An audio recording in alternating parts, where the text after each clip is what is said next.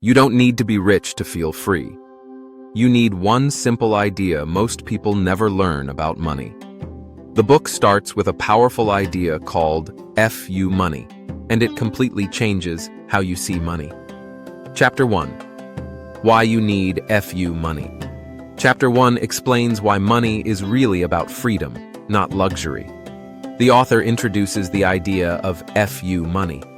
This means having enough money so you do not need to accept things that make you unhappy. When you have savings and investments, you gain power over your life.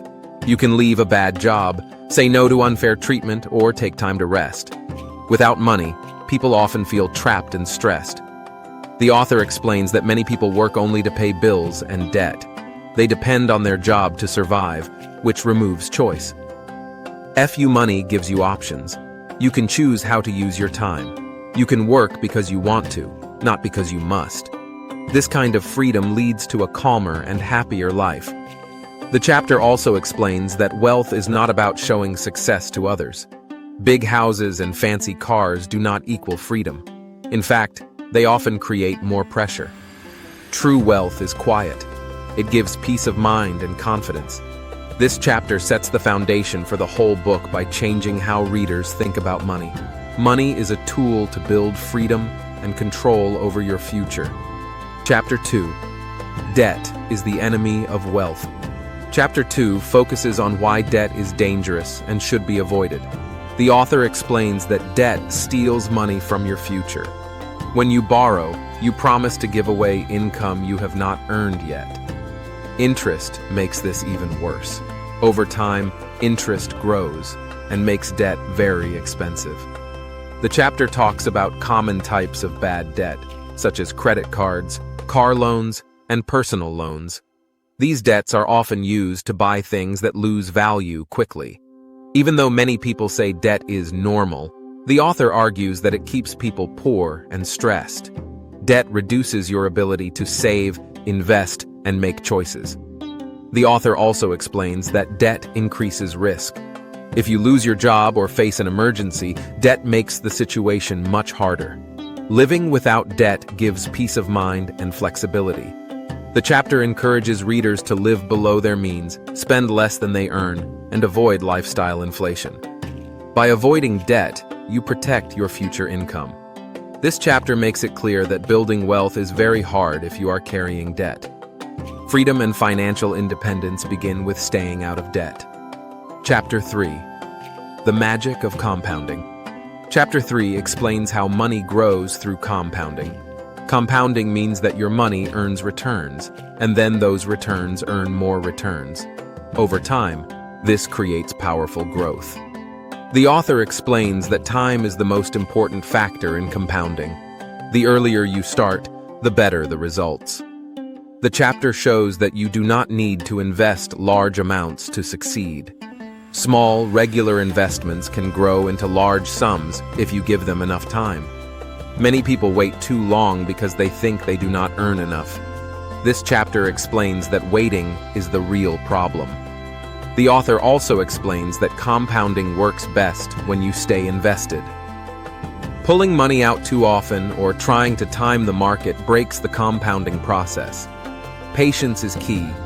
Compounding rewards people who are steady and disciplined. This chapter helps readers understand why long-term investing works better than short-term trading. It teaches that slow and steady growth can lead to financial independence. Compounding may feel boring, but it is one of the strongest tools for building wealth over time. Chapter 4. The Simple Path to Wealth. Chapter 4 explains the main idea of the book. Keep investing simple. The author believes that complexity causes mistakes. Many people fail because they try to be too clever.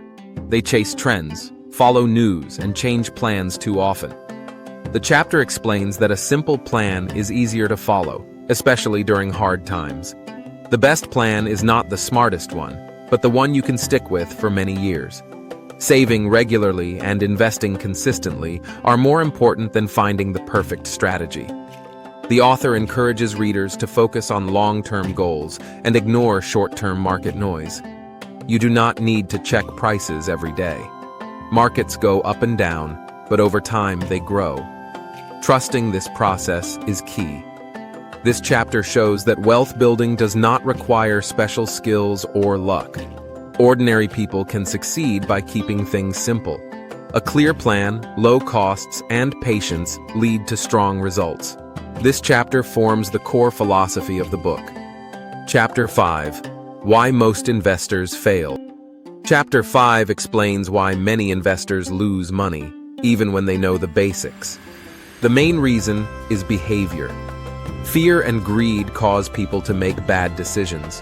When prices rise, people feel excited and buy too much.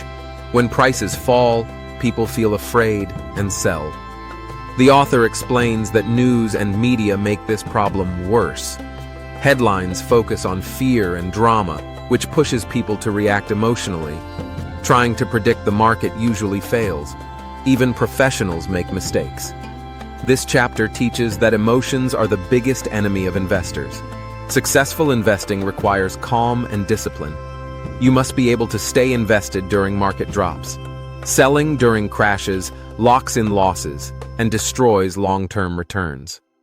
The author explains that the solution is not being smarter, but being steadier. Following a simple, long-term plan helps avoid emotional mistakes.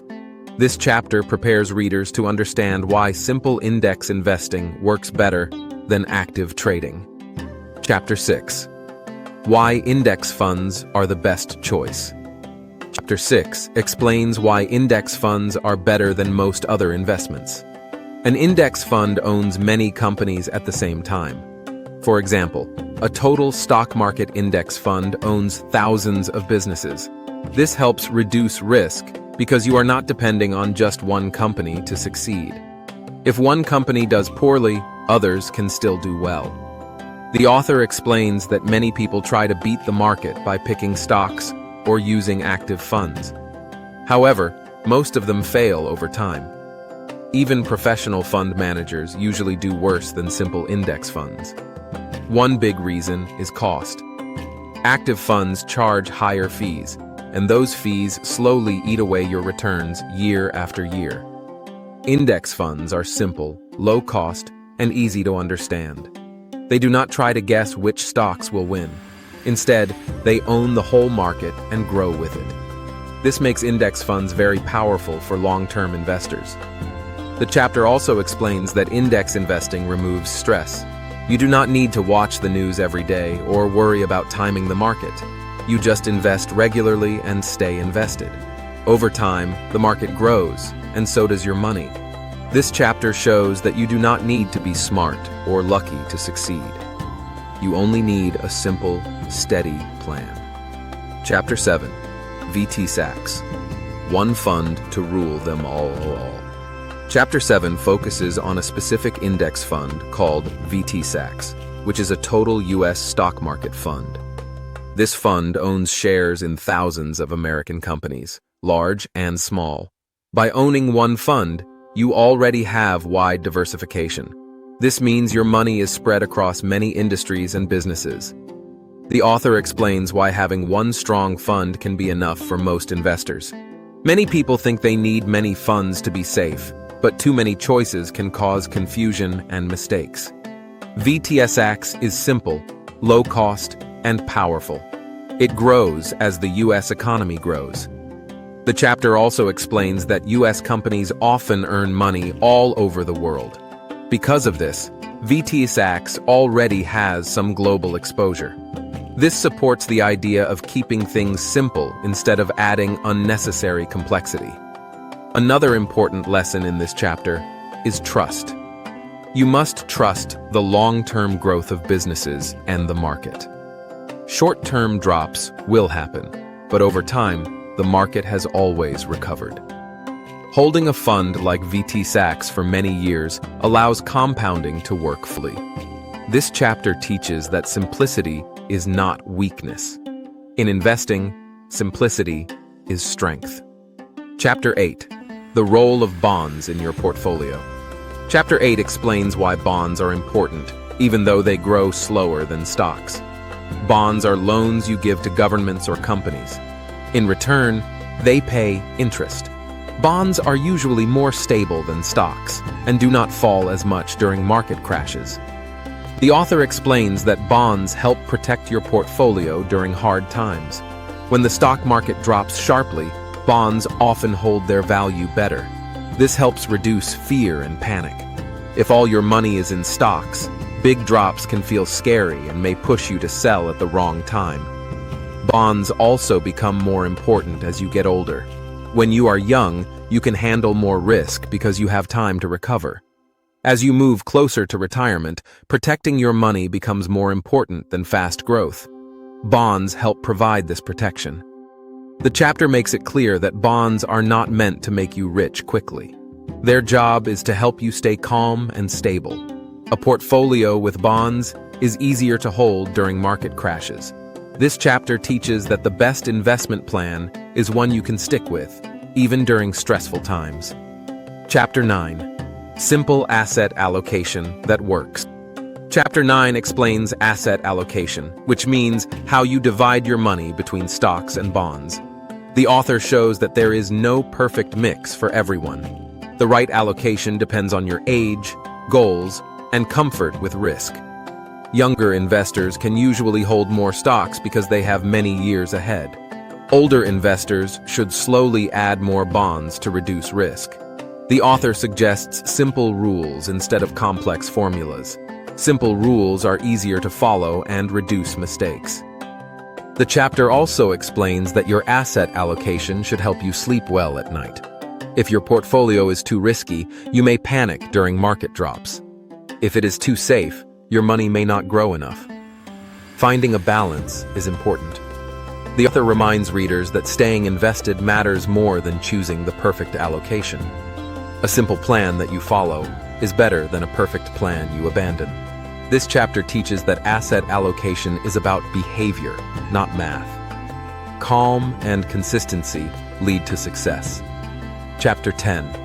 Why market crashes are normal. Chapter 10 explains that market crashes are a normal part of investing. They are scary, sudden, and painful, but they always happen. Every generation experiences crashes, and each one feels like the end of the world at the time. The author explains that panic is the real danger. When people sell during crashes, they turn temporary losses into permanent ones. History shows that markets recover and go on to reach new highs. Investors who stay invested benefit from this recovery. The chapter encourages readers to prepare mentally before a crash happens. If you expect crashes, they are less frightening. A good plan, proper asset allocation, and patience help you survive these periods. The author also explains that crashes can be opportunities.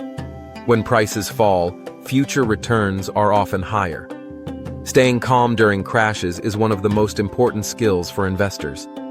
This chapter teaches that fear is natural, but acting on fear is costly. Long-term success comes from staying the course. Chapter 11. Should you invest outside the U.S.?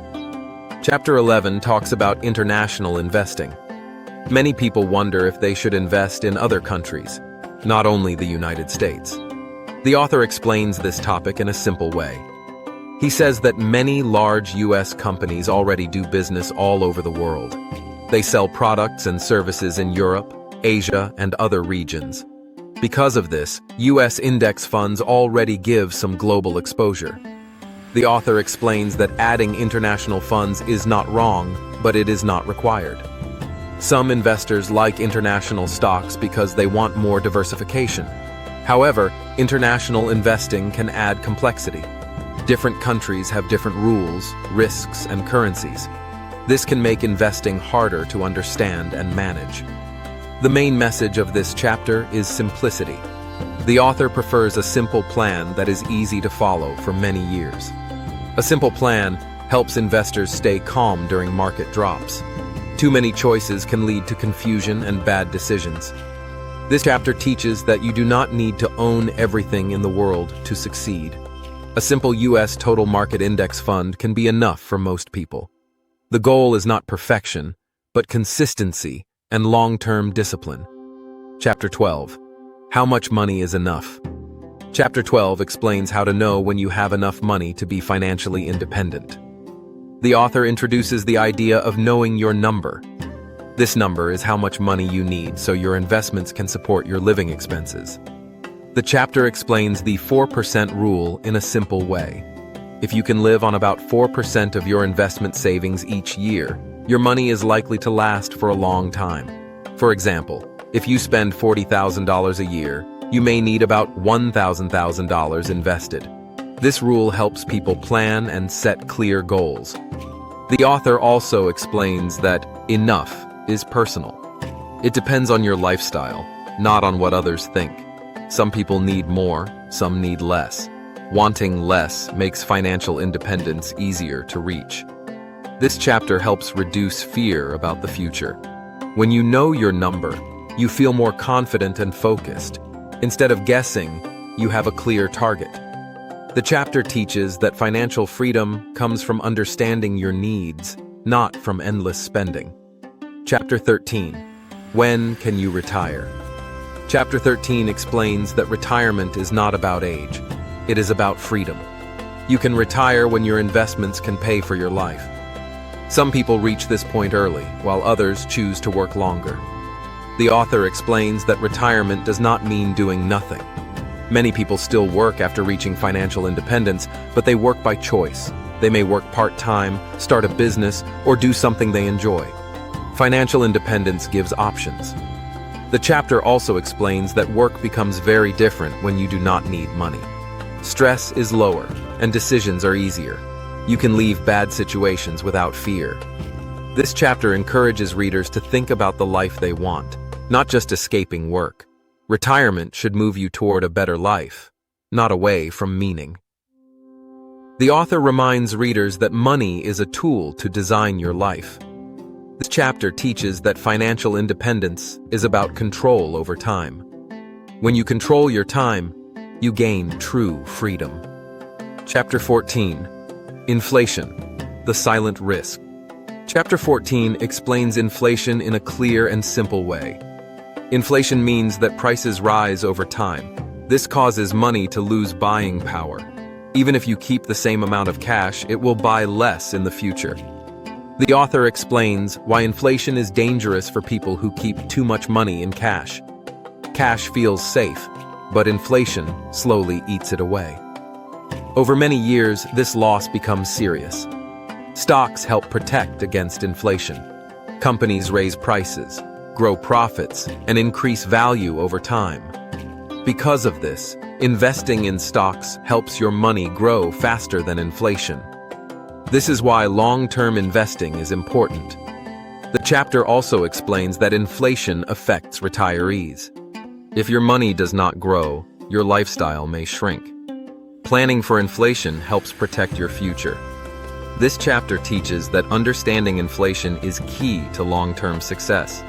It reminds readers that doing nothing with money is also a decision, and often a risky one. Chapter 15.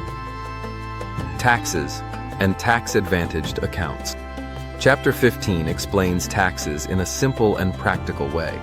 The author says you do not need to be a tax expert, but you should understand the basics. Taxes reduce your returns, so paying attention to them matters. The chapter explains tax-advantaged accounts, such as retirement accounts. These accounts help you pay less tax now or later. By using them wisely, you can keep more of your money working for you. The author also explains that tax planning does not mean avoiding taxes illegally. It means using the rules correctly. Simple steps, like choosing the right accounts, can make a big difference over time. This chapter reminds readers that investing returns are not just about growth. What matters is how much you keep after taxes. Keeping costs and taxes low helps long-term success. The key message is simple. Understand taxes enough to make smart choices, but do not let taxes complicate your plan. Simplicity still matters. Chapter 16. Pulling the 4% rule in real life. Chapter 16 explains how to use the 4% rule after you reach financial independence. The 4% rule means you take about 4% of your investment money each year to pay for your life. This chapter focuses on how this works in the real world, not just in theory. The author explains that the 4% rule is a guideline, not a strict rule. Some years the market goes up, and some years it goes down. When markets are strong, you may be able to spend a little more. When markets are weak, it is smart to spend less. Flexibility is very important. The chapter also explains that fear is common when people start living on their investments. This fear is normal, but history shows that the 4% rule has worked well over long periods. Staying calm and avoiding panic decisions is key. The author reminds readers that you are not required to stop working forever. You can earn small amounts of money if you want. This can reduce pressure on your investments and give peace of mind. This chapter teaches that financial independence is not about perfect math. It is about smart behavior, flexibility, and confidence. Living on your investments is possible when you stay calm and adjust when needed. Chapter 17. The emotional side of money. Chapter 17 focuses on emotions and psychology. The author explains that money decisions are often emotional, not logical. Fear, greed, and stress can cause people to make bad choices, even when they know better. The chapter explains how fear shows up during market crashes. When prices fall, people feel pain and want to escape. This often leads to selling at the worst time. Greed appears when markets rise. People chase high returns and take too much risk. The author explains that successful investors learn to control these emotions. They do not react to daily news. They trust their plan and stay patient. This emotional control is more important than intelligence or special knowledge. Chapter also explains that knowing yourself is important. You must understand how much risk you can handle. If your plan causes too much stress, you may abandon it. A calmer plan that you can follow is better than an aggressive plan you cannot handle. This chapter teaches that investing is not just about money. It is about behavior.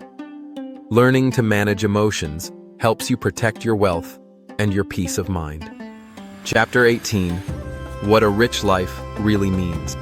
Chapter 18 explains that a rich life is not about owning expensive things.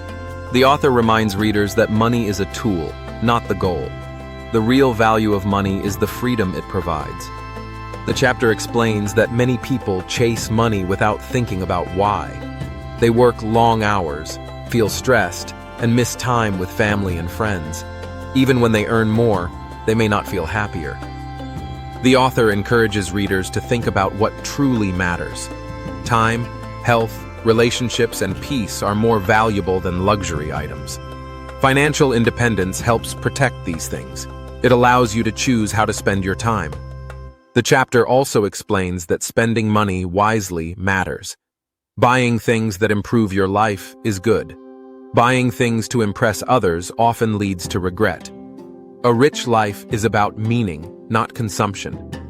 This chapter brings the book back to its core idea. Money should support your values and goals. When used correctly, money creates freedom, calm, and joy. That is the real definition of wealth. Chapter 19. The Simple Path. Clearly summed up. Chapter 19 summarizes the main lessons of the entire book. The author repeats the key message. Building wealth does not need to be complicated. Simple steps, followed over time, lead to success. First, avoid debt. Debt steals freedom and future income. Second, save a large part of what you earn. Spending less than you make is essential. Third, invest in low-cost index funds. These funds provide diversification, low fees, and long-term growth. The chapter also reminds readers to stay the course. Markets will rise and fall.